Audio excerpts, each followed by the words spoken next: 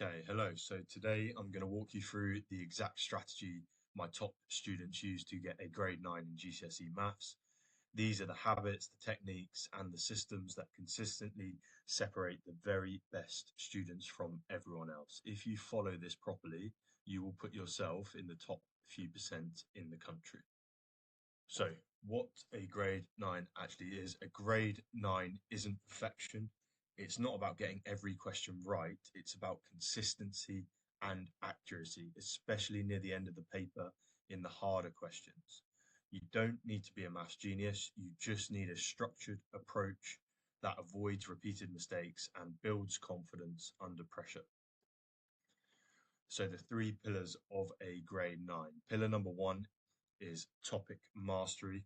You don't need to know every topic, but you must be strong in the high yield areas. What I mean by that is the topics that often carry the most marks. Number two is exam technique. So understanding mark schemes and knowing how examiners think is a game changer for this. And pillar number three, performance under pressure. Grade 9 students stay calm, they think clearly, and they follow a method even when they don't recognize the question. So, what are the high yield topics? So, these are the topics that often carry the highest marks every single year. So, algebraic manipulation, equations and inequalities, trigonometry, quadratics, transformations, ratio and proportion, probability, and geometry reasoning. If you focus your time here, you get the biggest returns on your effort. These are the questions that are going to separate you from like a grade 5 to 7 student to turning you into a grade 8 to 9 student. So, what should the revision structure look like? So, the biggest mistake that I see students make is they often spend time making notes and watching videos on topics.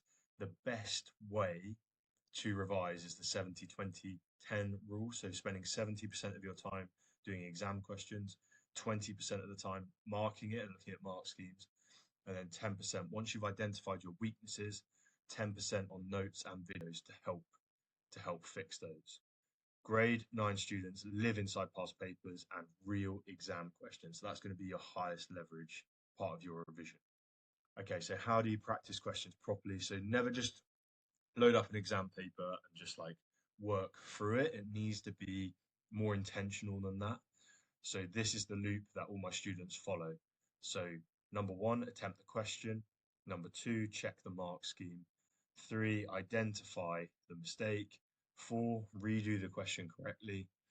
Five, save it. And then six, retest on that question the following week. This is how you're going to help the knowledge stick long term. You're not just doing the questions, you're actually training your brain. There's going to be that repetition that is going to make you a better mathematician. Okay, next thing we want to talk about is how to use the mark schemes like a grade 9 student. So, mark schemes are one of the most powerful tools you can use when revising maths because they show you exactly where the marks come from and what the examiners are going to be looking at. And the key things that they show you are the keywords. They also show you where you're going to get your method marks, how your workings are going to look, what gets the accuracy mark, and also common patterns in the solutions as well. So grade 9 students won't be guessing what the examiner wants. They already know because they would have looked at enough mark schemes. Okay, the paper strategy. So foundation strategies do not work for a grade 9. This is going to be the higher paper, and this is what you're going to need. So questions 1 to 10, you'll notice, is all about fast, accurate marks. Roughly questions 11 to 20 is about clean technique and showing every step. And then question 20 onwards is controlled problem solving. What I mean by controlled problem solving is trying to identify what topics or multiple topics are in the question and solving these calmly with a logical approach. Okay, the grade 9 mistake rule. So, really important to say you're allowed to make mistakes, but what you want to do compared to other people is you're not allowed to repeat mistakes. So, the way that you're going to do this is you can make a mistake log. And this is just a list of questions that you get wrong during your revision. And then what you can do is you can study those, you can have the corrected method, and then you can review every week those mistake questions that you had And then once you've improved on them and you're getting those questions correct, then you can tick them off your mistake log. But a mistake log is going to make that past paper practice even more intentional and even more effective. Okay, calculator strategy. So in maths, you're going to have this paper 2 and paper 3 where you're allowed to use a calculator. So use your calculator as a checking tool. Don't rush just because you have one. Okay. What I always say to my students is whatever you type into your calculator, you need to write down on your piece of paper. Use the answer button where possible to speed up those multi-step calculations. And yeah, grade 9 students don't rely on the calculator, but they use it intelligently. So how often should you practice? So this is the elite schedule for grade 9 students. You should be doing 45 to 60 minutes a day, 5 to 6 days a week, one full paper every 10 to 14 days, and one full mock cycle every month.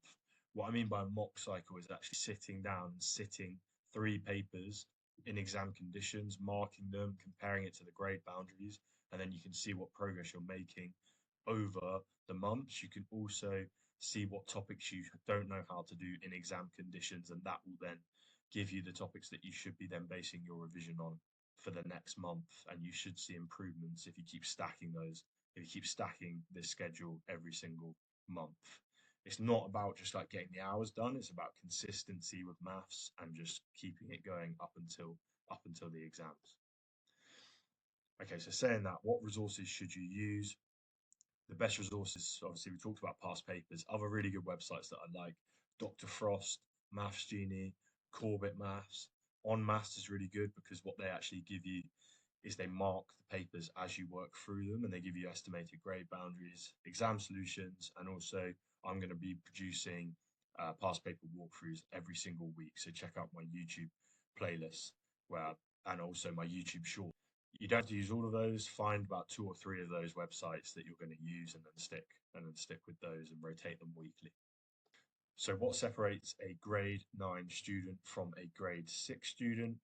So grade 9 writes the method down properly, uses the mark schemes with their revision, tracks their mistakes using the mistake log, and reflects on their work. So it's like, right, this is the topic that keeps coming up that actually I'm getting wrong. So how am I going to fix that? Compared to a grade 6 student, so often miss small steps, panic on problem solving or unfamiliar questions, doesn't check their work, and again, doesn't write that mistake log, so doesn't learn from their mistakes.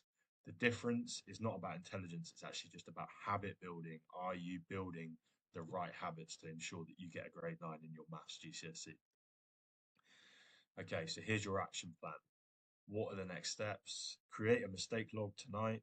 Start a structured revision routine from tomorrow. Do one past paper this week to get started, and follow the grade 9 strategies consistently. This isn't about doing more, it's about doing the right things the right way. Also, subscribe and follow my walkthrough videos as well. Okay, and final thing from me, I've just mentioned it, but please make sure you subscribe. I'm going to be producing a lot of content to help you guys through your GCSE completely free, but a subscription would really help me out. If you follow this strategy, you will massively increase your chances of getting a grade 9, and your grade 9 journey starts today.